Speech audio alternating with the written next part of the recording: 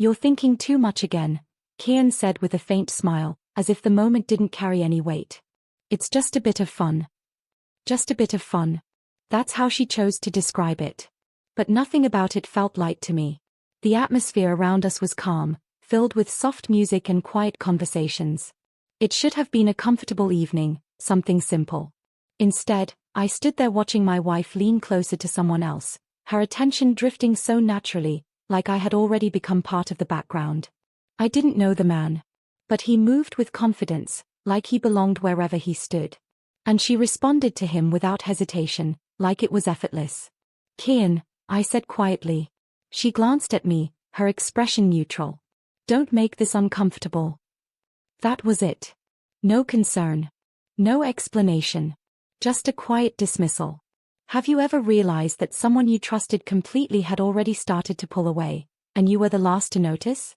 That's what it felt like. Not anger. Not even shock. Just a slow understanding that something had been fading long before this moment. I didn't argue. I didn't step forward.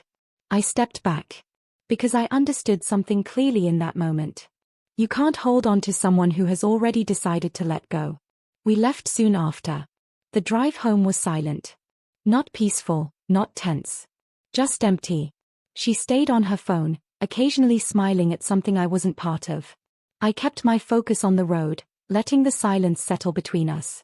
I didn't ask questions. Because deep down, I already knew. The next morning, everything looked normal again. Routine. Distance. Silence. Last night was actually nice, she said casually. I looked at her for a moment. If you say so. She didn't notice the weight behind it. Or maybe she chose not to. And that's when it became clear. People don't suddenly change. They just stop hiding who they really are. After that night, something inside me shifted. Not anger. Not heartbreak. Just clarity. Kieran continued like nothing had changed. Same routine. Same tone. But I started noticing everything I had once ignored. The small details. The quiet signs. The way she angled her phone away when messaging. How her attention drifted when we spoke. How she seemed more present everywhere else, except with me. Most people would confront it. Push for answers. Demand honesty. I didn't. Because sometimes silence shows you more than confrontation ever could. And what I saw wasn't confusion. It was choice. She wasn't unsure. She was slowly stepping away. And that realization didn't break me. It woke me up. So instead of trying to fix things, I stepped back. I gave space. And what happened next told me everything. She didn't notice. Not even once. That silence between us only grew. So I made a decision. Not out of anger. But out of awareness.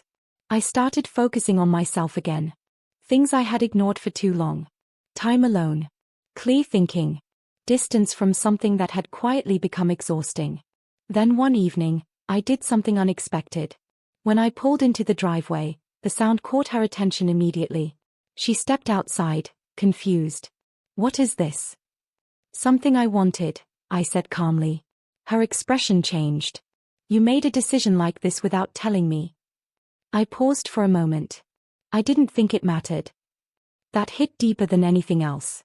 Because she understood. This wasn't about what I did. It was about everything. About distance. About decisions made without communication. About a connection that had already started to fade.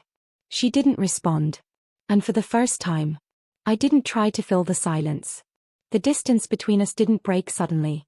It stretched. Quietly. Until it couldn't hold anymore. When my birthday came around, I didn't want anything big. No gathering. No attention. But Kian insisted. It might help us, she said. I didn't argue. I just let it happen. The house filled with people. Laughter echoed. Music created the illusion that everything was fine. But I stayed on the edges. Watching. Observing. And then I saw him. The same man. Standing inside my home. That wasn't coincidence. That was a decision. I looked at her. She saw him too. But instead of coming to me, she looked away. That was enough. Time passed slowly. Then suddenly, they were both gone. No explanation. No hesitation. I didn't panic. I followed the silence. A closed door. A quiet sound. And then, the truth.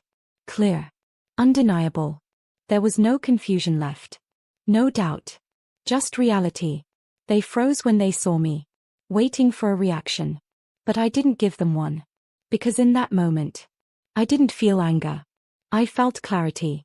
The kind that removes every question you've been holding on to. I stepped back, turned around, and walked away. Because there was nothing left worth staying for. I didn't go back inside. I didn't explain. I just left. The night felt different. Lighter. Like something heavy had finally lifted. I drove without direction. Not trying to escape. Just thinking. And for the first time in a long time, everything felt clear. It wasn't just about betrayal. It was about realization. About seeing something for what it truly was. Not what I hoped it could be. When I finally stopped somewhere quiet, I sat in silence. No distractions. No noise. Just stillness. And strangely, it felt peaceful. Later, my phone filled with messages. Calls. Questions. Concern. I didn't rush to answer. Because for once, I wasn't reacting. I was choosing. When I returned, everything had changed. No pretending left. No illusions. Just truth. She looked at me like she didn't recognize me anymore. Maybe she didn't. I handed her the envelope. No arguments. No raised voices. Just a decision. She tried to speak. But I stopped her. There's nothing left to fix, I said calmly. And there wasn't. Because some moments don't break you. They wake you up. And once you see things clearly, you can't go back. I walked away without hesitation. Not angry. Not lost. Just free. Because sometimes, walking away is the strongest thing you can do.